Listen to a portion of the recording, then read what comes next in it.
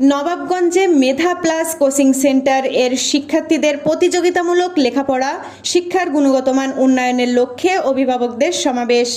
অলিউর রহমান মিরাজ, নবাবগঞ্জ, দিনাজপুর প্রতিনিধির ভিডিও চিত্রে বিস্তারিত।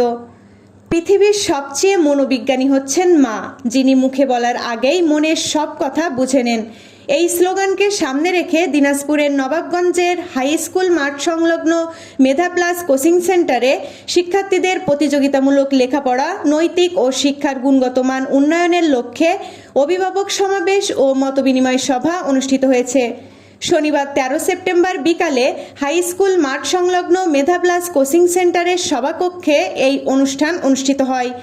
অনুষ্ঠানে বক্তারা গুণগত ও মানসম্মত শিক্ষার প্রসারে অভিভাবকদের আরও সচেতন হতে আহ্বান জানান এবং শিক্ষার্থীদের সুশিক্ষায় শিক্ষিত হতে আহ্বান জানান। বক্তারা আরও বলেন, শিক্ষার গুণগত মান বৃদ্ধির জন্য সকল পক্ষের মধ্যে স্বচ্ছতা ও বিশ্বাস গড়ে তোলা জরুরি। আমরা শিক্ষকদের প্রশিক্ষণ, মনিটরিং এবং অভিভাবকদের সঙ্গে নিয়মিত মতবিনিময়ের মাধ্যমে শিক্ষার পরিবেশ উন্নয়নে কাজ করে যাচ্ছি। অনুষ্ঠানে উপস্থিত ছিলেন মেধা প্লাস কোচিং সেন্টারের পরিচালক ও কোচিং সেন্টারের সহকারী ইংরেজি শিক্ষক সন্তোষ রায় ও একাডেমিক ইনচার্জ উৎপল সরকার ও সিনিয়র শিক্ষক রসায়ন মোহাম্মদ মাসুদ রানা, আইটি বিভাগ নিয়ন্ত্রক চন্দন পাল, কোষাধ্যক্ষ অনিক পাল, সিনিয়র শিক্ষক গণিত নিমাই রায় সহ মেধা প্লাস কোচিং সেন্টারের 1.5 শতাধিকেরও অধিক ছাত্রছাত্রী এবং অভিভাবকরা উপস্থিত ছিলেন।